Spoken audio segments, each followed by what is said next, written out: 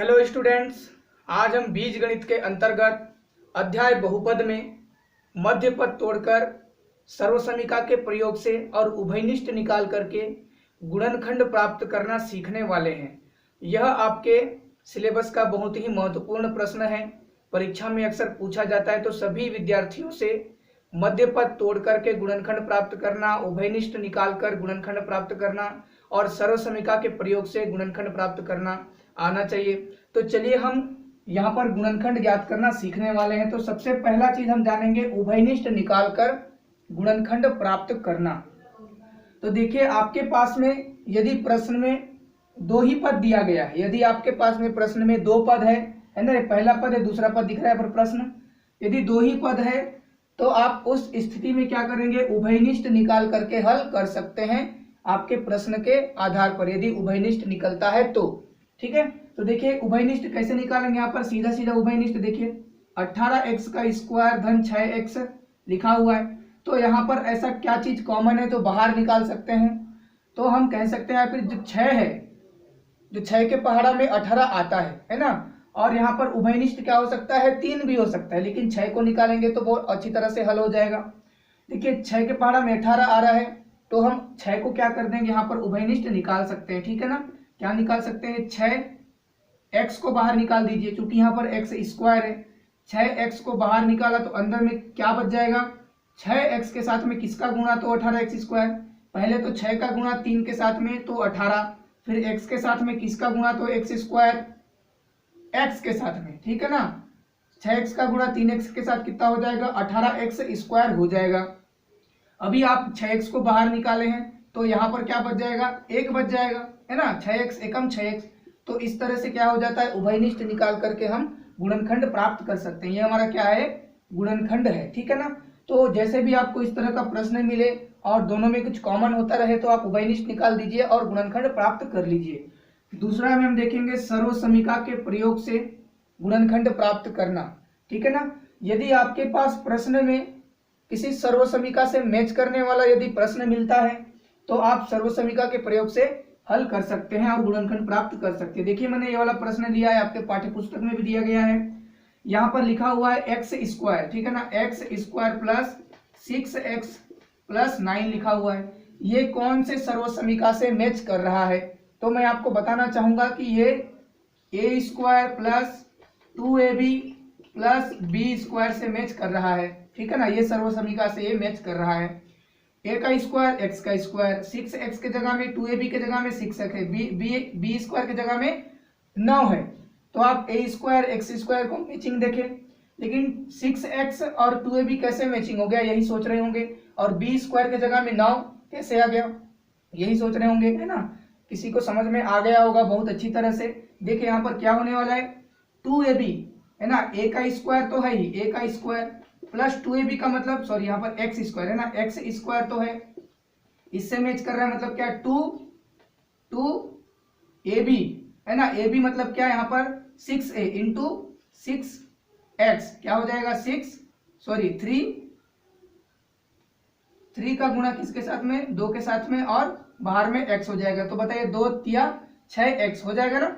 फिर 9 का यहाँ पर क्या लिखना पड़ेगा, b स्क्वायर के रूप में लिखना पड़ेगा, तो इसका मतलब यहाँ पर हमको 3 स्क्वायर लिखना पड़ेगा, क्योंकि 3 स्क्वायर का मतलब क्या होता है, 9 होता है। तो देखिए ये a square plus 2ab plus b square में कन्वर्ट हो चुका है। तो यहाँ पर आप इसको किस रूप में लिख सकते हैं, और ये किसका मीनिंग होता है, ये होता है a प्लस b पूरे का स्क्वायर। इसका मतलब क्या होता है, a square plus 2ab plus b square होता है। तो हम इसके जगह में ये भी लिख सकते हैं और इसके जगह में ये भी लिख सकते हैं। तो क्यों ना हम इसके जगह में इस तरह का लिख दें, इसके जगह में, है ना, तो इसके जगह में इस तरह का कैसे होगा, देखिए एक्स स्क्वायर, यहाँ पर a स्क्वायर का a लिखा हुआ है, b स्क्वायर का यहाँ पर b है ना, तो हम यहाँ पर इसको और इसको लिखने वाले हैं। तो x का यहाँ पर x लिख दीजिए, प्लस यहाँ पर ये b है, इसका क्या लिखेंगे, यहाँ पर 3 लिख देंगे पूरे का स्क्वायर। तो इसका 2 है, स्क्वायर 2 है, तो इसका मतलब क्या हो जाएगा, x प्लस 3 और x प्लस 3। तो इस तरह आपको क्या मिल जाता है, गुणनखंड प्राप्त हो जाता है सर्वसमीका के प्रयोग से। प्रश्न के आधार पर यदि आपने देखा कि किसी सर्वसमीका से मैच हो रहा है तो आप क्या करेंगे, सर्वसमीका के प्रयोग से उभयनिष्ठ निकाल करके यहाँ पर सर्वसमीका के प्रयोग से, है ना, उभयनिष्ठ निकाल करके नहीं, सर्वसमीका के प्रयोग से क्या करेंगे, गुणनखंड ज्ञात करेंगे। इसके पश्चात हम देखने वाले हैं मध्य पद तोड़ करके गुणनखंड प्राप्त करना। ये बहुत ही महत्वपूर्ण प्रश्न है, सभी विद्यार्थियों को अच्छे से ध्यान देना है, इसको परीक्षा में अक्सर पूछा जाता है। तो अभी हम मध्य पद तोड़ करके गुणनखंड प्राप्त करना सीखने वाले हैं।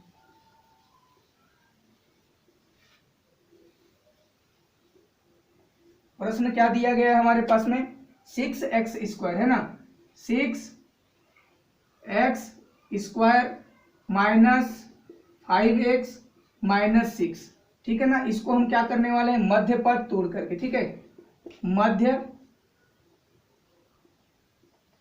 पद तोड़कर क्या प्राप्त करने वाले हैं, गुणनखंड प्राप्त करने वाले हैं ना, गुणनखंड प्राप्त करने वाले हैं। तो हमारे पास में ये जो बहुपद है दिया गया कौन है, 6x² माइनस 5x माइनस 6 का मध्य पद तोड़कर गुणनखंड प्राप्त कीजिए। तो इसका हम कैसे हल करने वाले हैं, यहाँ पर सबसे पहले आपको क्या करना है, जो दिया गया बहुपद है उस दिए गए बहुपद को सबसे पहले आप ax² plus bx plus c से तुलना करेंगे। सबसे पहला आपको क्या करना है, हल में सबसे पहला आपको क्या करना है, जो दिया गया बहुपद है ना, जो दिया गया बहुपद है उसको आप क्या करेंगे, बहुपद को ax² plus bx plus c से क्या करेंगे, तुलना करेंगे, है ना, क्या करेंगे, तुलना आप करने पर लिख दीजिए, ठीक है। तो जैसे ही हम ax² plus bx plus c से तुलना करते हैं बहुपद को, तो हमको क्या मिल जाता है, a b और c मिल जाता है। देखिए a कौन है, 6 है, b कौन है, ऋण 5 है, c कौन है, ऋण 6 है। तो यहाँ पर देखिए a के जगह में क्या आ जाएगा, a का मीनिंग यहाँ पर क्या हो जाएगा, a बराबर यहाँ पर 6 है, b बराबर यहाँ पर कौन है, ऋण 5 है, c बराबर यहाँ पर कौन है, ऋण 6 है। तो जैसे ही हमको a b c यहाँ पर प्राप्त हो जाता है, तो हम क्या करते हैं, a गुणा c कर देते हैं, क्या कर देते हैं, a गुणा c कर देते हैं। a का मतलब 6, c का मतलब गुणा ऋण 6, ठीक है ना। तो यहाँ पर ऋण 6 और 6 का गुणा क्या हो जाएगा, ऋण 36 हो जाएगा। ऋण और धन का गुणा क्या हो जाता है, ऋण हो जाता है ना, इसलिए 36 ऋणात्मक हो जाएगा, 6 छक्के 36, है ना। तो जैसे ही आपको यहाँ पर AC मिल जाता है, अब AC मिल गया है ना, तो जैसे ही आपको AC मिल जाएगा, आप उस AC का क्या करेंगे, संभावित गुणनखंड प्राप्त करेंगे, है ना, संभावित गुणनखंड क्या प्राप्त करेंगे, संभावित गुणनखंड आप प्राप्त करेंगे।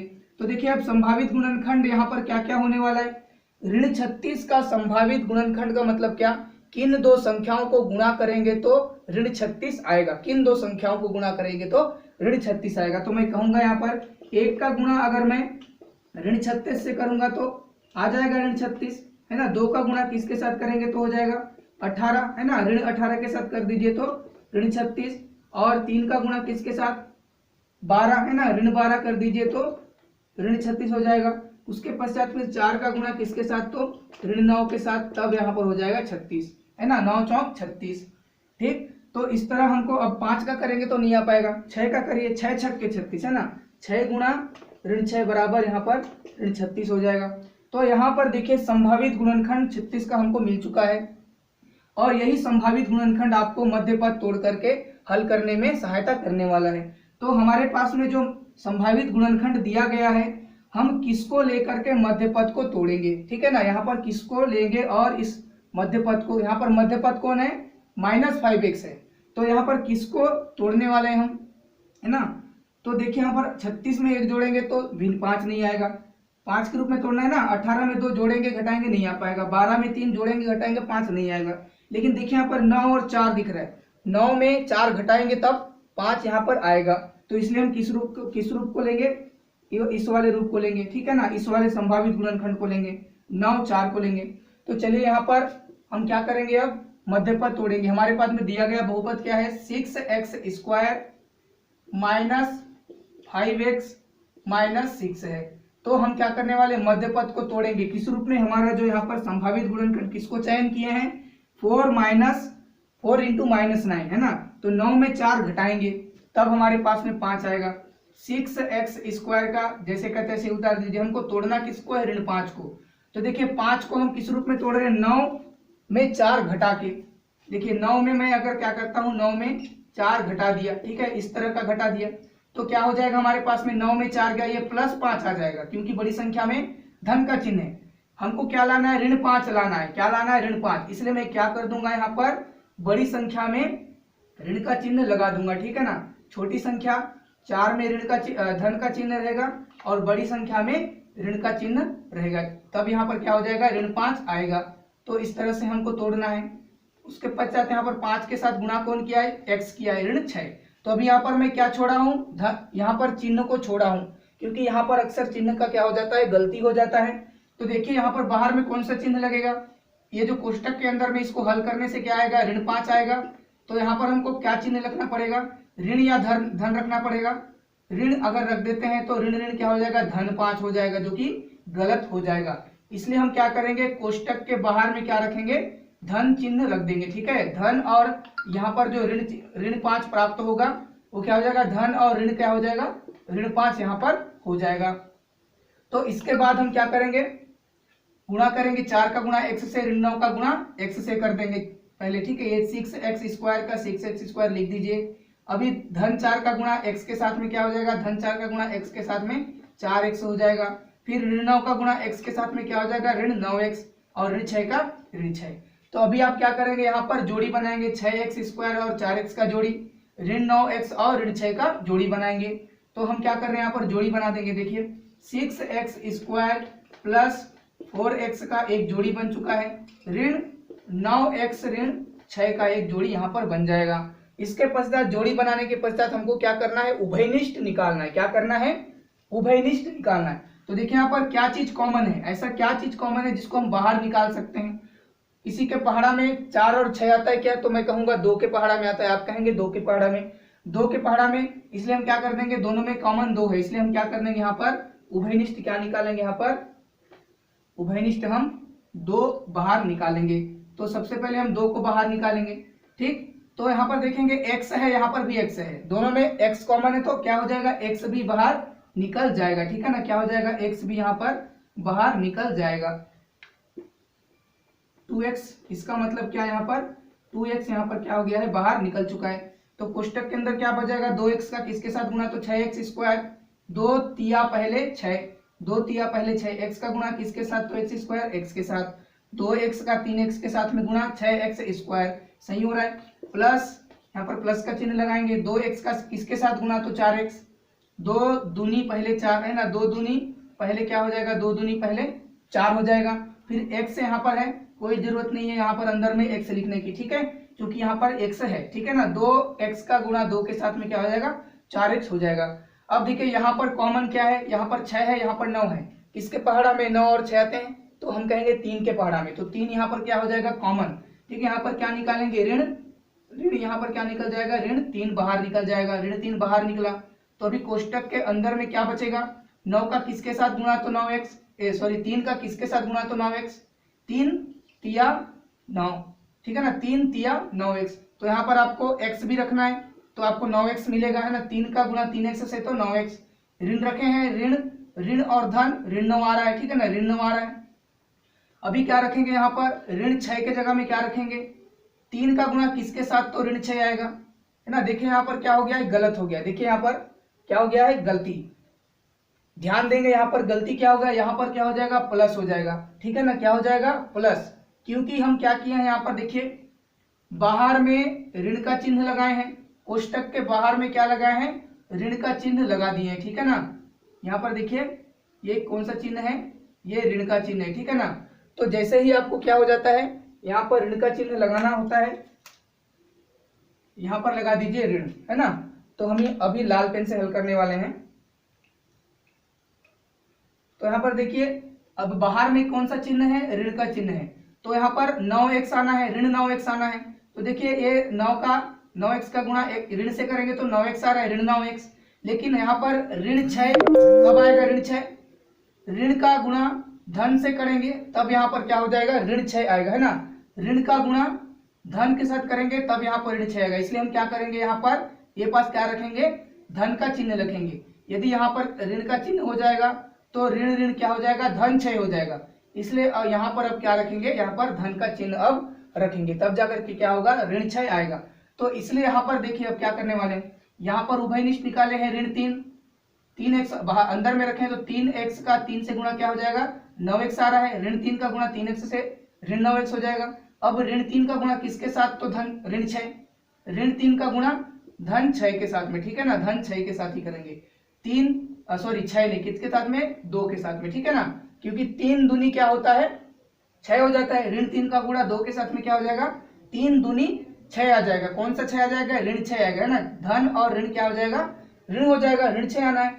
तो देखिए हमारे पास में उभयनिष्ठ मिल चुका है और साथ ही साथ हमको गुणनखंड भी प्राप्त हो चुका है। तो यहाँ पर हमारे पास में कौन कौन से उभयनिष्ठ मिले हैं और कौन कौन से गुणनखंड, ये उभयनिष्ठ के रूप में मिला, ठीक है ना। हमारे पास में गुणनखंड अब प्राप्त हो चुका है, कौन कौन, 3x धन 2 और 2x और ऋण 3 है ना, 2x ऋण 3, ये हमारे पास में अभिष्ट गुणनखंड प्राप्त हो जाते हैं, ठीक है। तो आपको क्या करना है, चिन्हों का विशेष रूप से ध्यान देना है, क्योंकि चिन्ह अगर कहीं पर मिस्टेक हो गया तो पूरा गणित क्या हो जाता है, गलत हो जाता है। तो आप मध्य पद को तोड़ करके गुणनखंड प्राप्त करना अच्छी तरह से सीखेंगे। आने वाली अगली वीडियो में आपको मैं आपके पाठ्य पुस्तक का जो 22वां नंबर का प्रश्न है, मध्य पद तोड़कर गुणनखंड प्राप्त करना, हम उसको हल करने वाले हैं। तो आप इस प्रश्न को अच्छी तरह से हल करिएगा, प्रयास करिएगा, चैनल को सब्सक्राइब करिएगा ताकि आपको आने वाली अगली वीडियो प्राप्त हो सके। Thank you so much.